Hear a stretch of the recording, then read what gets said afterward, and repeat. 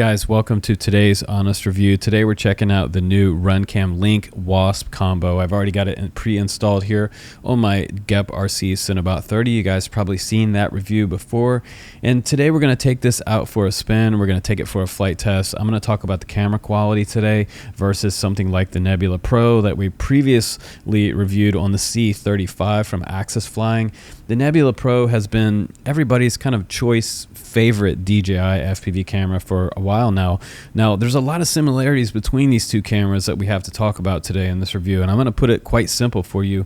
They both do 28 millisecond low latency support, so that's great for FPV racers. And the Nebula Pro, it will switch between 4:3 aspect ratio and 16:9, whereas the Wasp only does support 4:3, so you can't change from 4:3 down to 16:9, which is kind of a bummer for me, because when I first went into my goggles to change it, there was no settings for anything in the camera to be changed. I couldn't also change from 120 FPS, which this supports. This one also supports 120 FPS, but it will not switch down to 60.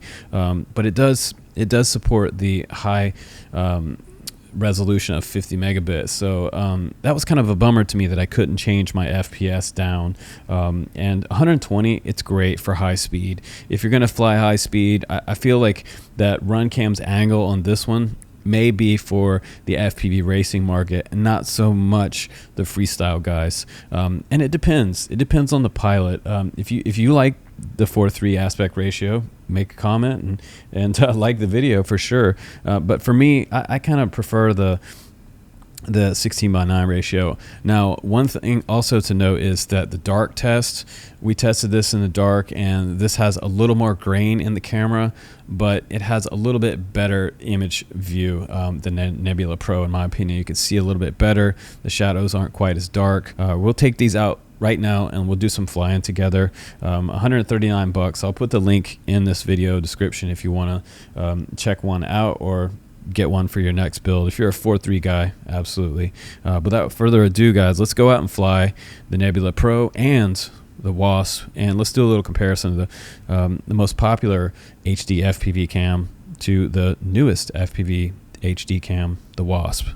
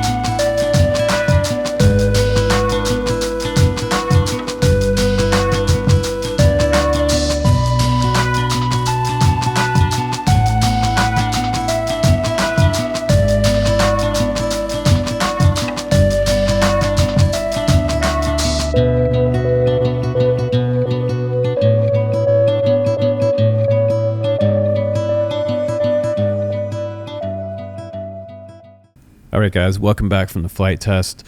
So for me, I love the color saturation. I hate that I'm locked into 4:3, and I know Probably Runcam doesn't want to hear that, but that's just my opinion as a reviewer. And I always try to be honest with you guys what I like, so that you get the proper opinion coming from my channel. I do love the saturation. I like the image quality better than the Nebula Pro.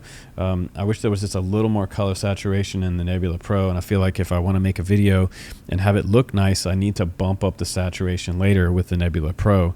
But for guys who want the ultimate speed, 120 FPS is great, but also the Nebula Pro does 120 FPS. So I don't quite understand why being locked into 4.3 is a good thing here. I think the biggest takeaway for this Wasp product is the fact that the image quality looks a little bit better. I've heard other people say there's not a big difference, but for me, I'm a video guy, and I really notice the color contrast and saturation of cameras. And Runcam for a long time has a really long reputation of having a really deep saturation on their cameras. So if that's what you like, I think the image quality is better. But you're going to have to adjust to 4.3. If you've never flown that before, it does feel different. And I just prefer the wide frame view. So 16:9, I love it. And that's probably what I'm going to stick to for now. But I also really enjoy my Cinebot 30. I think it's a great quad. It flies like a beast. It's super lightweight. It's lighter than Axis Flying's C35, and it just really, really rips with a Hero 8 on board from GEPRC. So you can check out the link for the Runcam Wasp, guys, and you can see more new reviews coming up of new stuff coming out. Man, we have some cool stuff coming up for the end of November. So stay subscribed and tuned in, because it's going to get super rad coming up. So I appreciate you guys subscribing, and happy FPV. Hopefully you're flying out there and this cold wind, rain, and snow is not getting to you too much. Otherwise, it's whoop season, guys. I'll see you on the next one. Take care.